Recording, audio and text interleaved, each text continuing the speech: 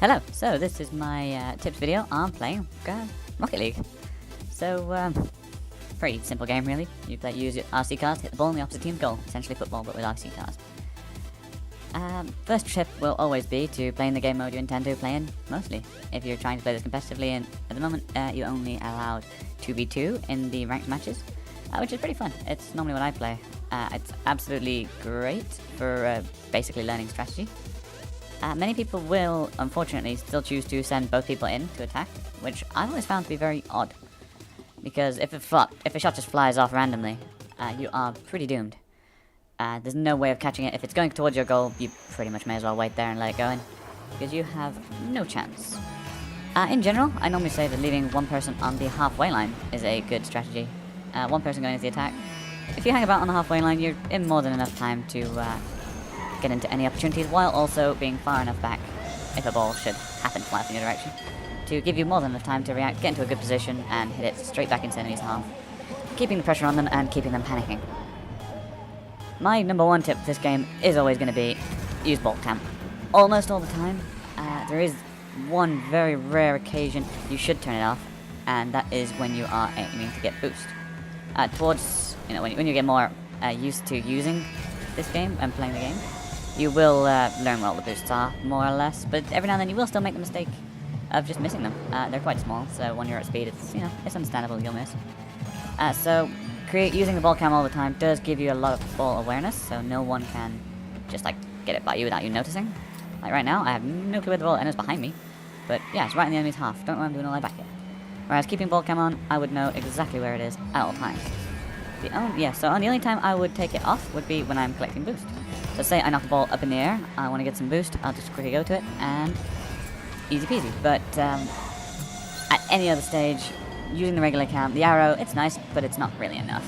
You can't tell how far away it is to any real accuracy, and knowing exactly where it is, it gives you a much easier chance of getting in on those harder to do shots. What else do we think? Well, I guess largely one thing you can do is stay in communication with the person you're playing with.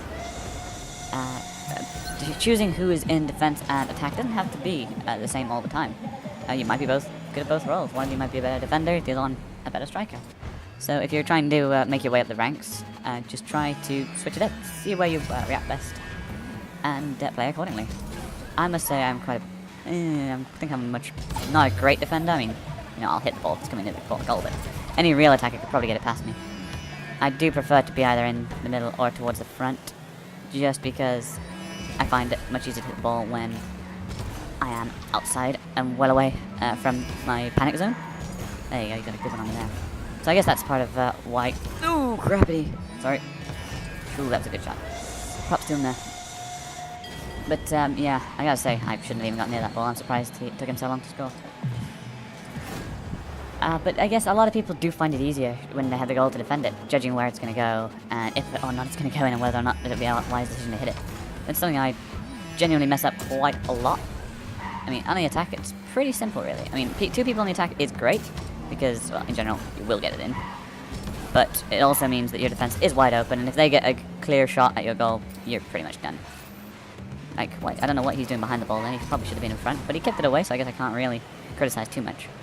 One other issue I would always say is a good thing to do is staying on your goal side of the ball, wherever possible.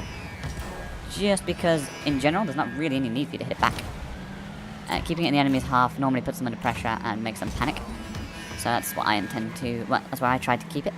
Not only that, it's just further away and it makes it harder for them to shoot for your goal, and gives you more time to react, should they do it. The other one isn't so much a tip as just, something to use in-game, is the double jump boost. It saves your regular boost, and there's no real downside to using it, as far as I can tell. I mean, it slows you down slightly towards the end of the jump, but it's hardly noticeable and won't do you any real damage. Getting the first touch is never, well, in my experience, more often than not, doesn't help. I mean, well, there's a prime example of why staying on the goal side is a good idea. I don't think I even touched it there. I think he did it for me. There we go. So I push it forward, he's behind it, doesn't even think to get in front, just knocks it. Continues staying on my side, and yeah, I completely missed the ball. I guess he's more than panicking and trying to get the ball away, but unfortunately it did not work out for him. That's a very flamboyant car as well, isn't it? Oh dear. Oh, damn it. Well played. Let's see. So, yeah, I mean, I must say, I don't really play 3v3 too much, but it is quite an interesting game mode. There's a lot of people hitting each other, as far as I can tell. It's one of the downsides of using ball cam is you don't really have any awareness of where the other people are. So, oh wow, I've messed that up already. Yeah, there we go.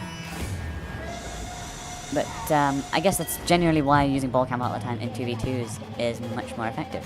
You don't have to focus on missing your players as much.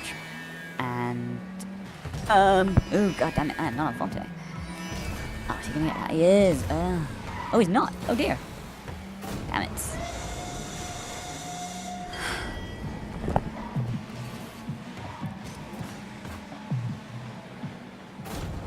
I mean, there aren't too many other... It's a fairly basic game, to be honest. I mean, a lot of it is just working out the gravity in this game is a bit difficult, as it doesn't react too quickly.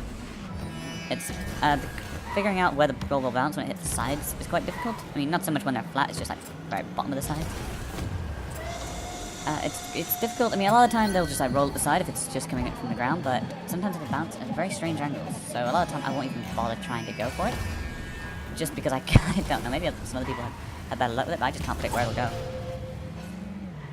Like this, it's easy to know that will just roll up the hill, and oh wow. Oh wow. And here comes my lucky streak again. Either this guy's not very good or I'm very, very lucky. Yep, so like that. It just rolls up and you can hit it as it's coming down, which is an excellent way to get the ball when a lot of people will not even bother trying. But, of course, jumping off the wall does have its problems. While you're doing it, if you have no boost, you are essentially free falling for about 4 or 5 seconds, which is a time that your opponents could take advantage of. So in general, it's a lot of it's situational, like right now, coming at the wall, knock it down. Probably didn't do that too well. Okay. Honestly, using the handbrake is something that I haven't really used much, but now I realise it's actually incredibly helpful. I mean, boost jumping is very difficult, I gotta say. I've still not got the hang of it. I mean, I've been learning to do a bit there, but... Ooh, what's gonna happen here? Oh, just about. But there, another example of why you should never go into your enemy's half bite and leave your half open. I gotta admit, largely I think that this game is actually quite strategic, and a lot of people don't pay too much attention to that, simply down to the fact there's not many players. So just working out a strategy that works for you, whether you need a rush back goalie or you play more defensively, it's down to you, I suppose, but when it comes down to it, attack and defense are both important. And that's pretty much it. Hope you enjoy it, and I hope it helps.